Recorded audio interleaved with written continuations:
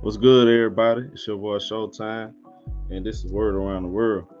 On this episode, man, we got to talk about the dark side of the San Antonio Spurs. Has been pretty much exposed by recent interviews from whether it's Stephen Jackson School B, or especially it really got it. The internet really got busted with the Dejounte Murray interview on All the Smoke podcast with Stephen Jackson, Matt Barnes, and he broke down how he had some ups and downs, and he had a lot of complaints about how the organization was basically like stereotyping him, kind of holding him back, and also talk about the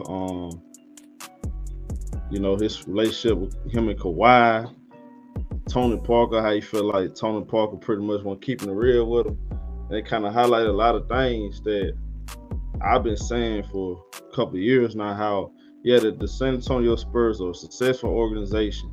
You know, they won multiple championships, but they also have the dark side too. You have seen situations that got swept under the rug in the media because everybody has this perfect imagination, mind, or narrative going on that San Antonio Spurs, there's no dirt on the San Antonio Spurs, there's no bad about them, they all basketball. But such is not the case, man. And as you see recent incidents, whether it was LaMarcus Aldridge, whether it was Dejounte Murray, whether it's Kawhi Leonard, or Stephen Jackson, some guys they don't fit into their system because Gregg Popovich wants everybody to, pretty much bow down to the system. That's why he had his favorites, which was explained in this these couple of interviews I will play at the end of this video. And it's funny how a lot of people quiet on this because guys have been bashing Kawhi Leonard for being hurt. They have been bashing him for thinking he doesn't want to play ball, and all this stuff stems from San Antonio. And it's funny how he hasn't came out and said anything bad about that organization, even though he does feel some type of way. As you see recently, like last night game, him and Gregg Popovich, they chopped it up after the game, which was a good thing to see. It's good to see them two have their fair understanding now.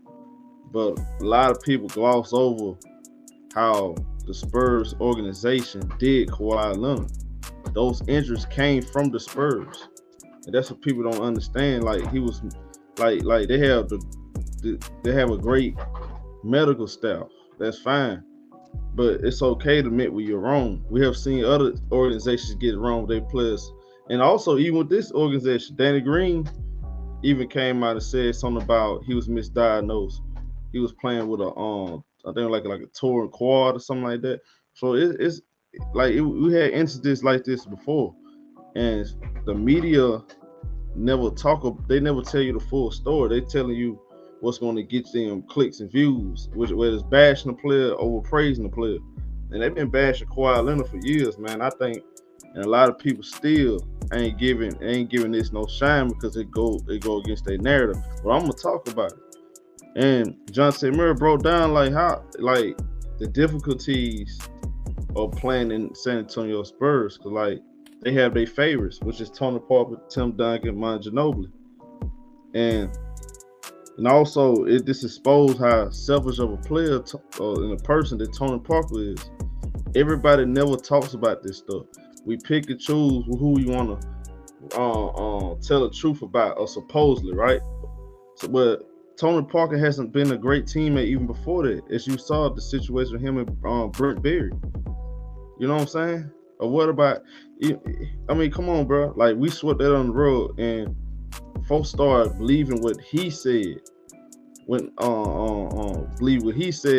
to Kawhi Leonard. When them two had two different injuries.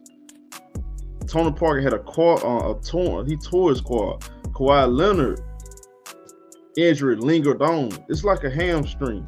You can't have surgery, right, unless you tear your hamstring. Kawhi Leonard had a quad issue that turned into something that lingered on to his knee.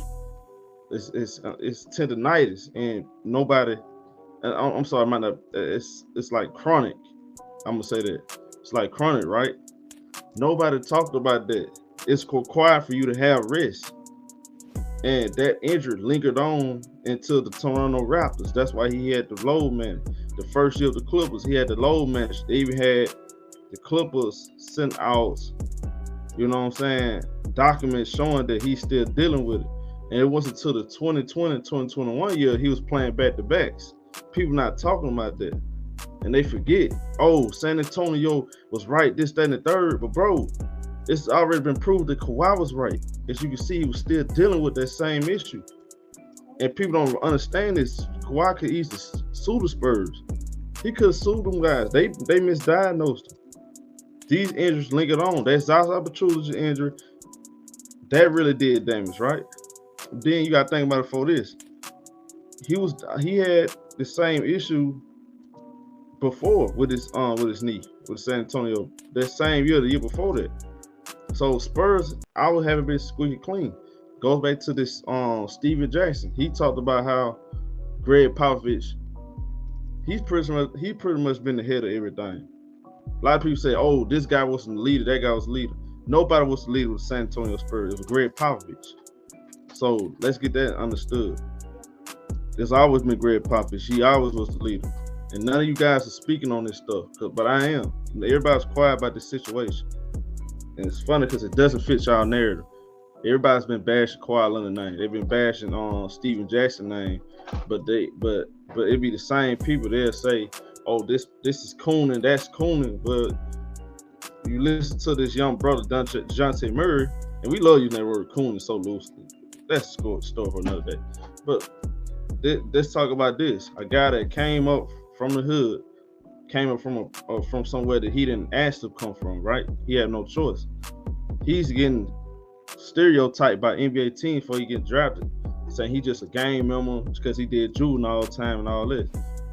He spoke about, it's crazy how he spoke about, like, you know, Kawhi Leonard, the guys that he was when he first got there, Ginobili, none of them guys were speaking to him. They wasn't really trying to help him out, trying to be a mentor. It was all about the big three. It's all about Ginobili, Tony Parker, and it's all about the Spurs way. He didn't get this fair mentor outside of that. Kawhi Leonard, he grew very close to Kawhi Leonard.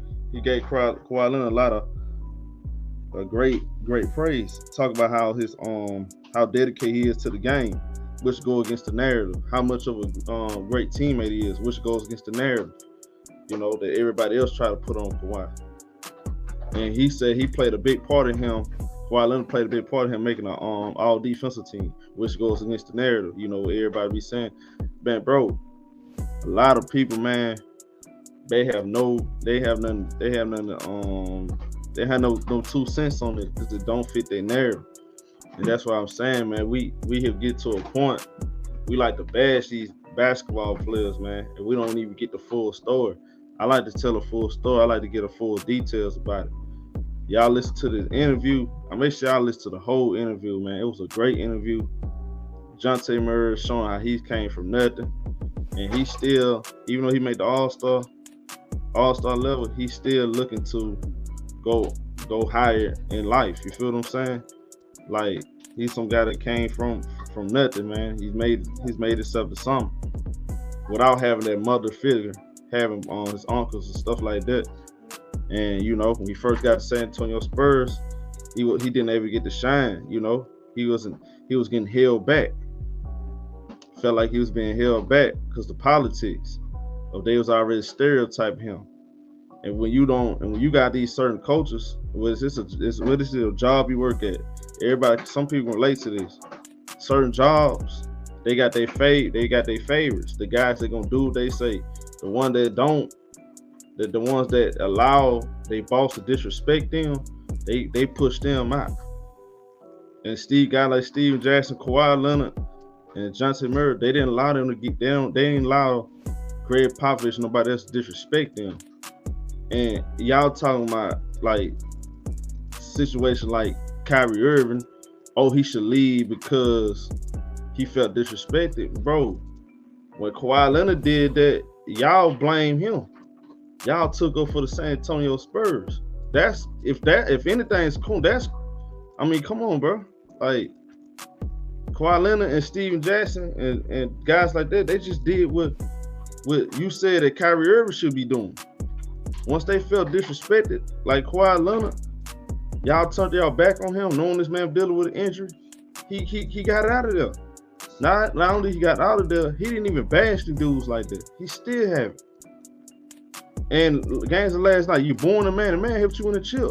It been other guys that come out and said something about that organization that might not want to get in the spotlight about it, but that's not the only complaint, man.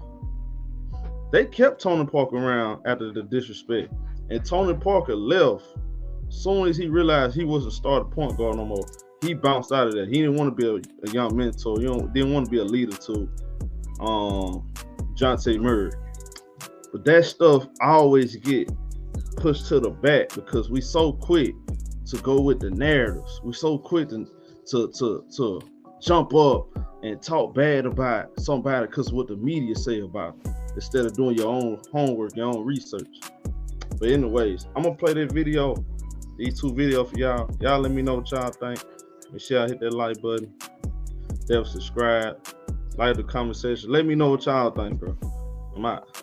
You're an NBA champion. You won a ring with the San Antonio Spurs. I always found that fascinating because people often talk about the Spurs and the Popovich way. No disrespect to Pop. I have great respect for him like I do you. How did you find that middle ground of code switching between knowing maybe what the general public or the streets want to hear versus playing within that schematic system of Gregg Popovich? Well, I think for the most part, I knew I was getting an opportunity to be on the championship team and to have a chance to win the championship. That was my best thing. I knew Pop was a good coach, but I didn't 100% trust him because I know he had three people he cared about: Tim Duncan, Manu Ginobili, Tony Parker. I knew I wasn't one of his guys, so I made it work for me. I got a ring out of the situation, and I bounced.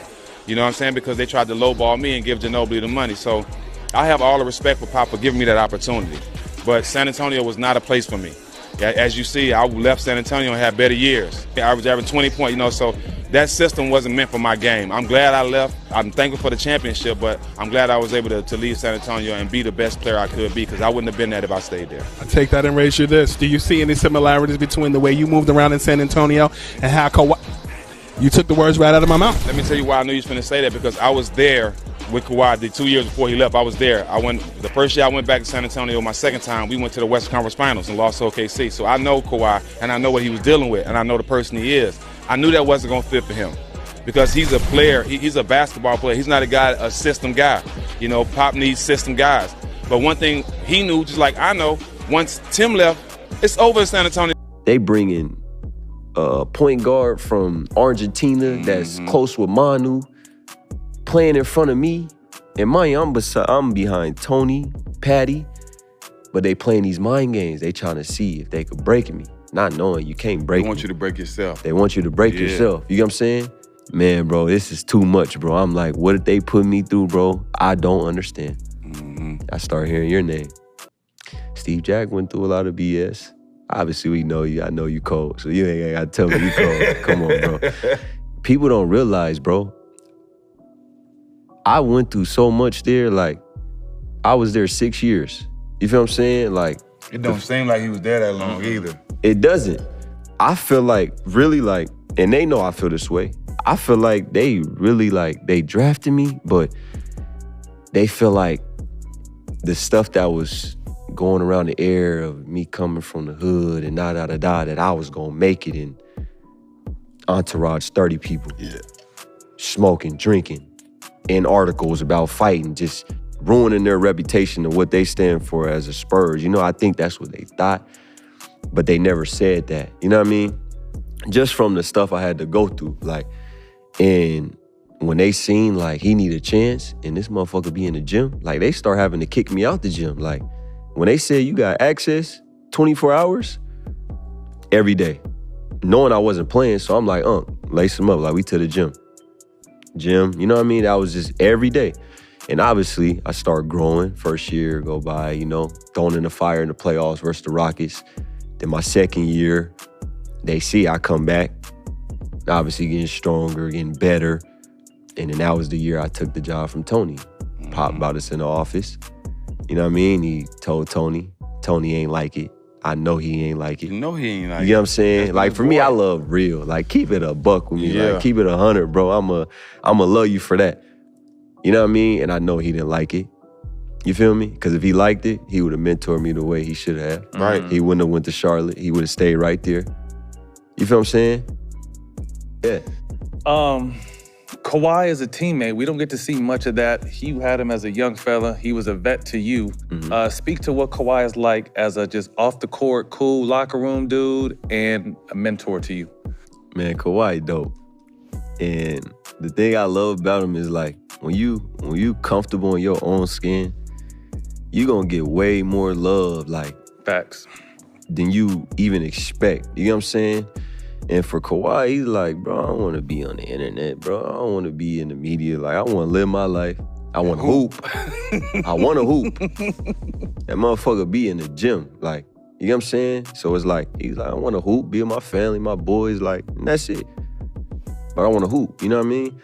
So for Kawhi, it was like, he's really part of the reason why, like, I made that defensive team my second year. Like, he came to me, he's like, bro, don't worry about trying to get 15, 20 points. He's like, go make the all-defensive team. He told me that year 2, training camp. He's like, go make the all-defensive team. I guarantee you, if you make that, you're good. Now you get on the court. Like you said, defense gets you on the court, especially in San Antonio. So he's like, go make that defensive team. Now you stamp yourself. He could play D. So now they got to have you on the floor. So if you on the floor, your ass gonna have to be able to play offense too. You know what I'm saying? So it's like, I took that and I just, other than that, I took watching him show up every day. Off days, game days, practices, before all of that, putting in work, 20, 30 minutes. Just sharpen over there, getting right. After, we practice, back on the court. Like, that's all he wanted to do. That's all he wanted to do.